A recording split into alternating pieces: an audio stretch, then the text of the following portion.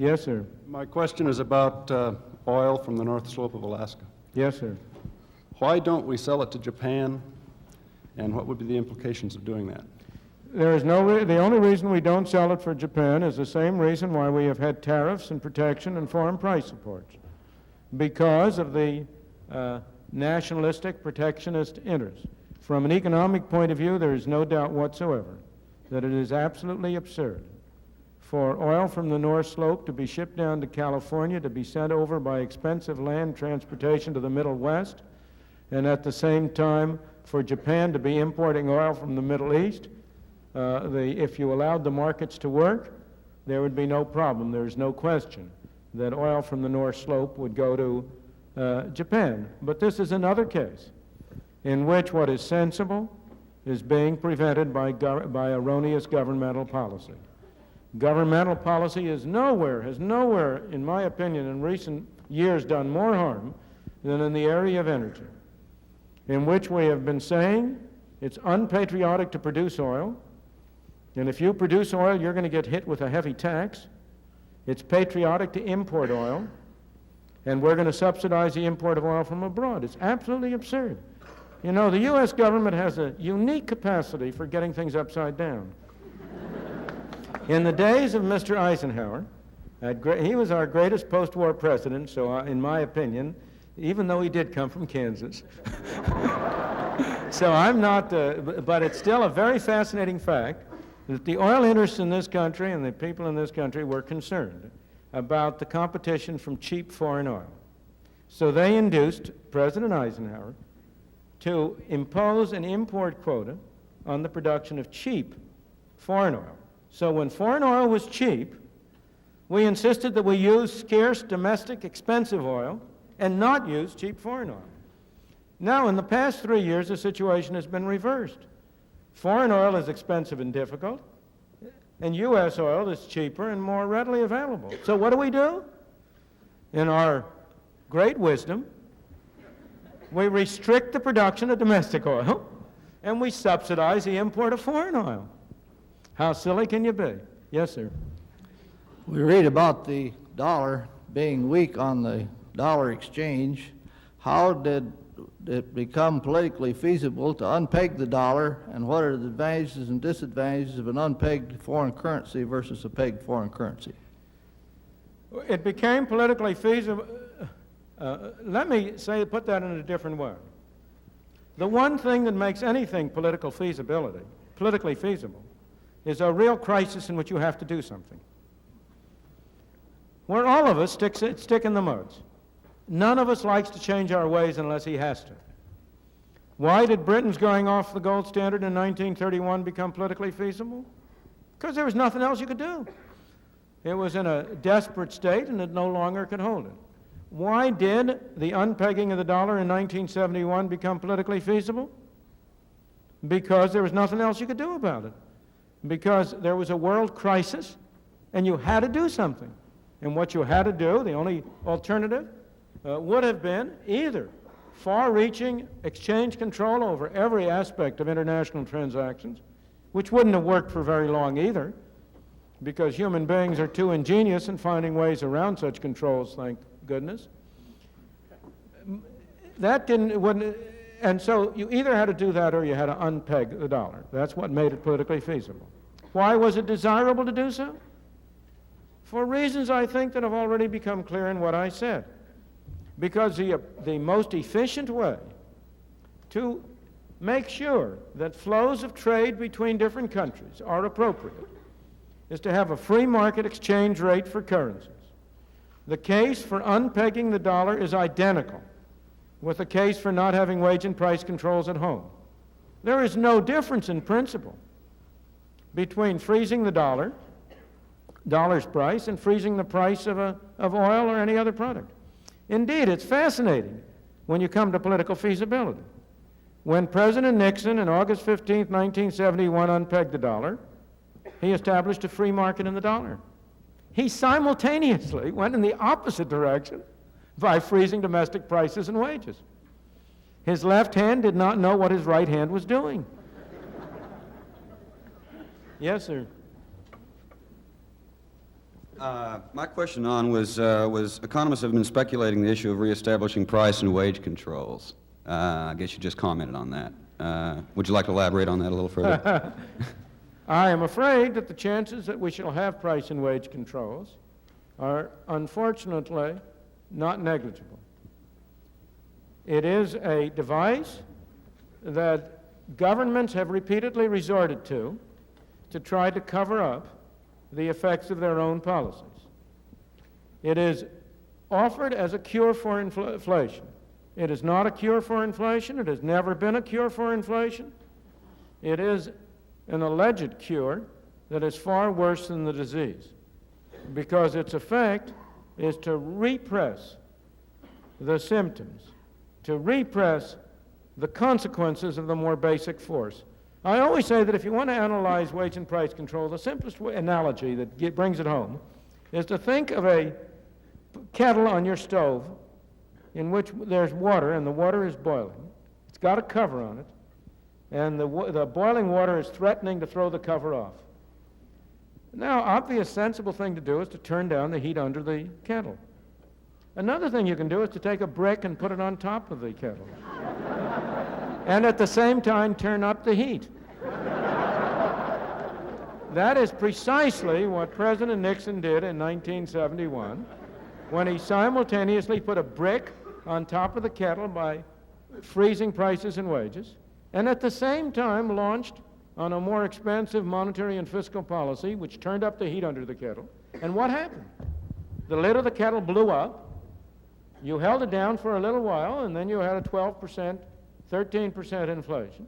That has been the experience every time, not simply over the last 20, 30 years, but for 2,000 years. Emperor Diocletian tried the same thing in Rome 2,000 years ago with identically the same results. So I have nothing but a negative opinion about wage and price controls. Yes, sir. Well, I have seen that the free trade ideal has remained mostly an ideal we are striving for.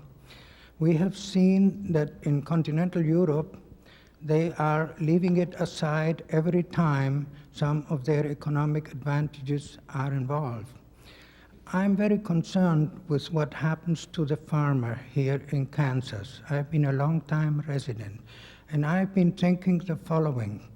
Last year, we exported a lot of grain. It went to Europe, and I think 2/3 went to Russia, to the Soviets. Now, what happened in those countries, in the purchasing countries? They had to pay in their currency about 15% less than what they paid a year before. This was due to the dollar devaluation. By that situation, I figure that the Russians have received a bonus of maybe $1.5 billion, which inflation has paid for. In other words, the American taxpayer. So what would you think, Dr. Friedman, if somebody came up with an innovation, with an idea to establish an offset, an equalization for this bonus of the dollar devaluation to people that buy in Rotterdam, to people that buy in Russia? I think it would be a very bad idea. I would say, Dr. Friedman, it would require no bureaucracy whatsoever. It would be handled by the bank that receives the payment drafts, and then this money could genuinely be given to the farmer, out of whose hide it was taken in the first place. It was not taken out of the hide of the farmer. I beg your pardon. A market is a market. You know, I did not hear any complaints from farmers at the time that farm prices were abnormally high. Did you? What is this? Are we going to have a game of heads I win, tails you lose? You know, agriculture is an industry like every other industry. The farmer is an entrepreneur and a businessman. He is in a business which has a characteristic feature of having a fluctuating income. Obviously, in going into that business, he takes into account the fact that some years his income will be high and some years his income will be low. I do not believe it is true, as you say, that anything has been taken out of the hide of the farmer.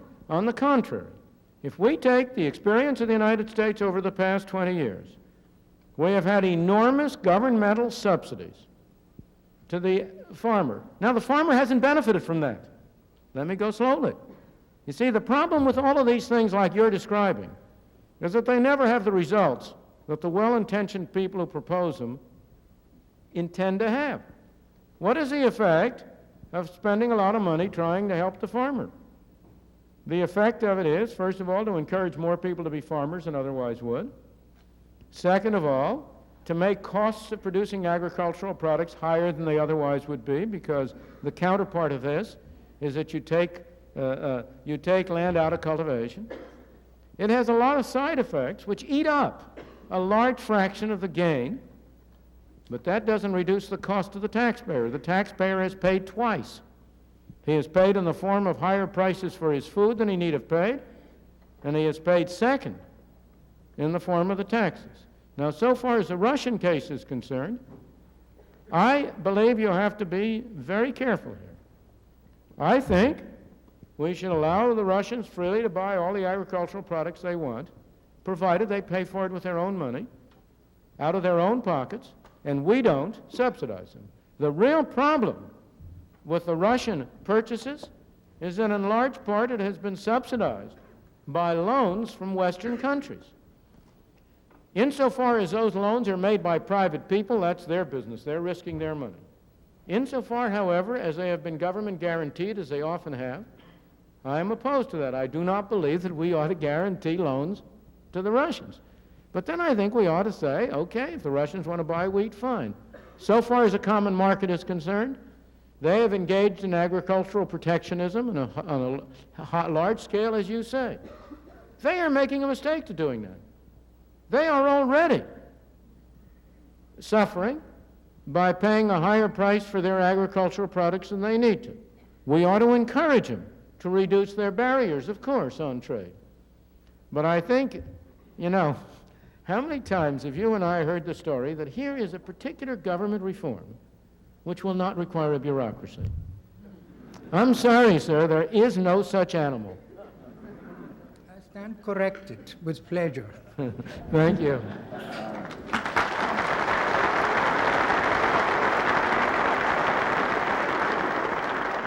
Yes, sir.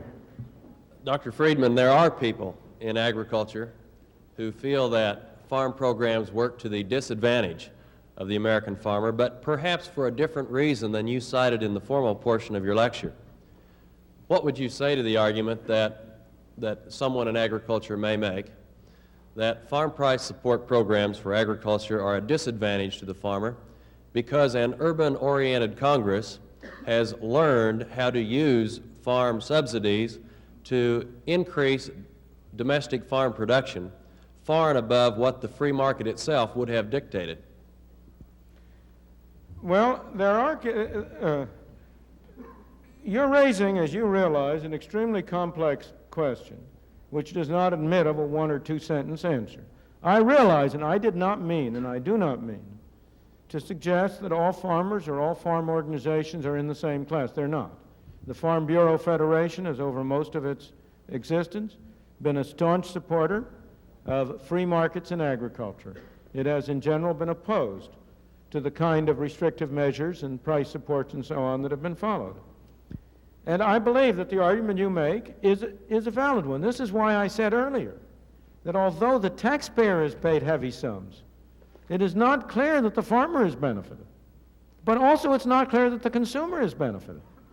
Because what we have done in large part over past periods is to dispose of those extra artificially produced surpluses, not by selling them at home at low prices, but by giving them away abroad at low prices. So that it is not, in my opinion, the urban-oriented legislator who has been benefiting his constituents in this way. It's a very complicated question. There is no doubt that resistance to high farm price supports has been increased by the presence of more and more urban, of a larger and larger urban population and a larger representation. See, I think what you're describing is a much more general proposition. Almost every government policy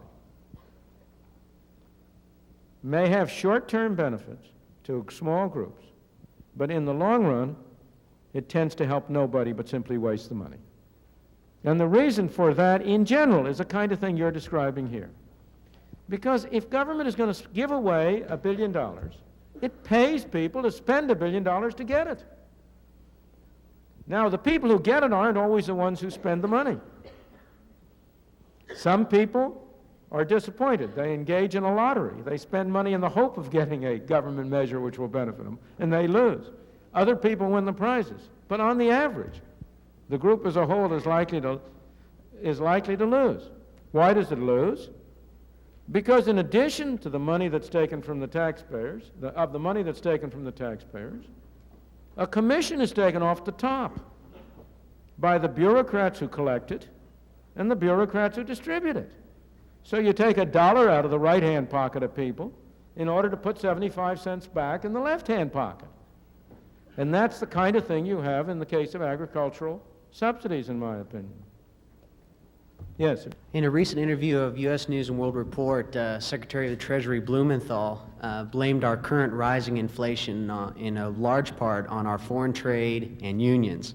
He did, however, say that the government was little to blame. Would you like to comment on that? Yes?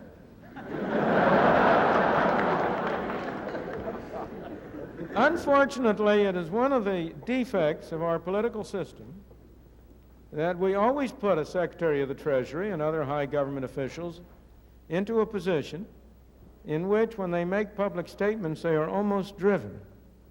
Well, what's the word I want to use? I want to use a polite word, equivocate. Secretary Blumenthal knows as well as you and I do that inflation does not come from trade unions. That doesn't mean that trade unions aren't grasping. Of course they are. But they don't produce inflation for one simple reason. They do not own a printing press on which you can turn out green pieces of paper. The only such printing press is in Washington. I say printing press, of course, in the modern age we do it in a more sophisticated way. We use bookkeepers and accountants and computers. But it comes down to the same thing. Inflation is made in Washington because only Washington can create money. And any other attribution to other groups of inflation is wrong. Consumers don't produce it. Producers don't produce it. The trade unions don't produce it. Foreign sheiks don't produce it. Oil imports don't produce it. What produces it is too much government spending and too much government creation of money and nothing else. Yes, sir.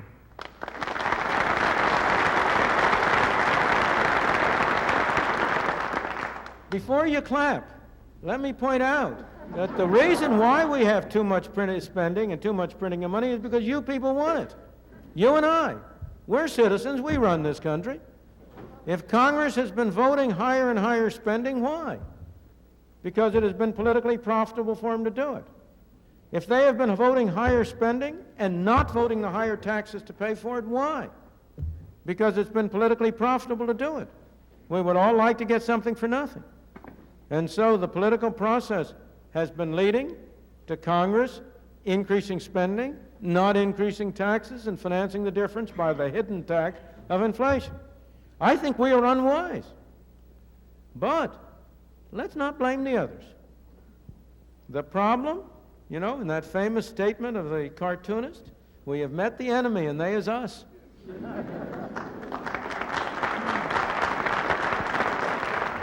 Yes, sir. If we lower our government's tariffs, what will happen to our unions? Which unions? Those unions that are in export industries will benefit.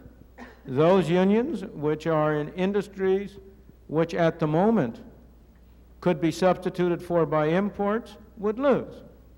There is no single statement that can be made about unions any more than there is about any other organization. What is true is that free trade, let's broaden your question. because we ought not to look only at unions. We have unions that are labor monopolies. We also have producer monopolies. We also have restrictions on free competition on the side of producers. There is no more effective way, in my opinion, of promoting competition than free trade. If you want to cut down monopoly power in this country, the way to do it is not to double the budget of the Department of Justice Antitrust Division and have more 20-year suits against IBM. The way to do it, the most effective single way to do it, would be to enact free trade so that competition worldwide would come to bear, and that would undermine monopoly powers all over of unions on the one hand and of industrial monopolies on the other. Yes, ma'am. From what I've read and have learned, I seem to feel more sympathy for your policies than some of, in your opinions, than the others. I wondered what books or writers besides Adam Smith, as you mentioned, influenced you more towards the positions you hold. What facts, what learnings and things? Well, that's a very interesting and a very difficult question to answer, because I really can't answer you in terms of a single book or a single one or two books. I was trained as an economist at the University of Chicago in an excellent department of economics, I think the greatest in the country, even before I was there.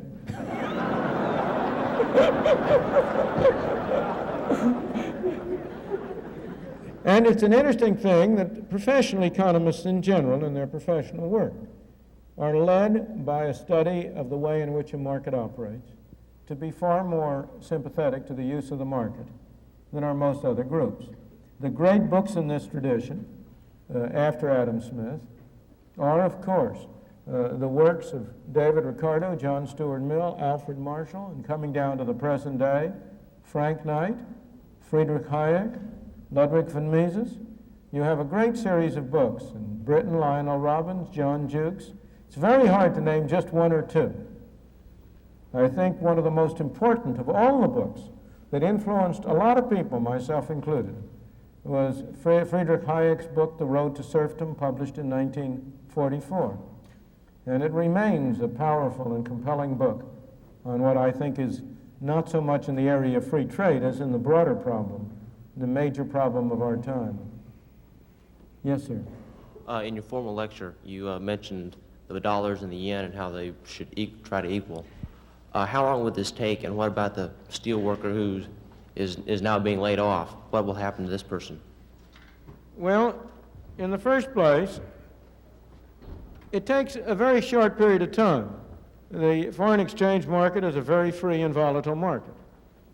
With respect to the steel worker that is laid off, that is a problem that should not be related to international trade. We want to have an economy and a society in which you have flexibility, in which people shift from producing one product to producing another if demand changes. If the public at large suddenly decides that they would like to buy one kind of clothing instead of another kind of clothing. If people decide they don't want to have their hair cuts, what should be done about the unemployed barbers? And so on down the line. And the answer, I believe, there is, in the first place, we now have mechanisms, in my opinion, a unduly complex and extensive set of mechanisms to take care of people who are temporarily displaced on this ground. In my opinion, our present mechanisms are unwise, and what we should have from this point of view is a general provision all over to make sure that nobody is in distress. One steel worker may be a real problem, another may have immediate other sources of income which displace it. We ought not to have any program for steel workers. We ought not to have any program for barbers. If we're going to have a program, we ought to have a program to help anybody who is in distress. I've discussed this at some length in connection with proposals for a negative income tax elsewhere, and in my opinion, that would be an effective and ample solution to the problem. Yes, sir. Dr. Friedman, we recently had a guest convocation. I should say that we're going to have to close this off. Let's make this the last question, if we may. I just realized on my watch that we were running over time. We recently had a guest convocation speaker in the name of Jane Fonda, who spoke to an overcapacity and I might say enthusiastic crowd regarding the fear of big business in influencing government decisions and running the world virtually. And I would say that she influenced a lot of people here, and although her speech might have been alarmist, there seemed to be quite a bit of credibility to it. Could you have some comment as far as what you feel? Sure. There's a great deal of merit in the position she was taking. One of the reasons, you must distinguish sharply between being pro-free enterprise, which I am, and being pro-business, which I am not. Those are two different things. The reason I am pro-free enterprise, the reason I am for a free market on a political level, is primarily because I believe the problem in this world is to avoid a concentration of power, to have a dispersal of power. That unless we have a dispersal of power, we will not be able to maintain a free society. Now, Jane Fonda is right that if we have a system under which government is in a position to give large and does give large favors, it's human nature for people to try to get those favors. Whether those people are large enterprises such as the oil industry or the automobile industry or the steel industry, or whether they are small people like the farmers who are driving tractors around Washington, or whether they are representatives of other special groups. And in my opinion, the only way you can prevent that and make sure that businesses operate in the public interest is to force them to engage in competition one with the other. So that she is right insofar as she says there is a great danger of having large, small, and in-between corporations exert undue influence on government.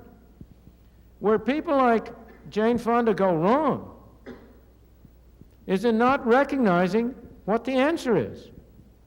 They think that the cure to big government is to have bigger government, except with them running it instead of the people who now run it.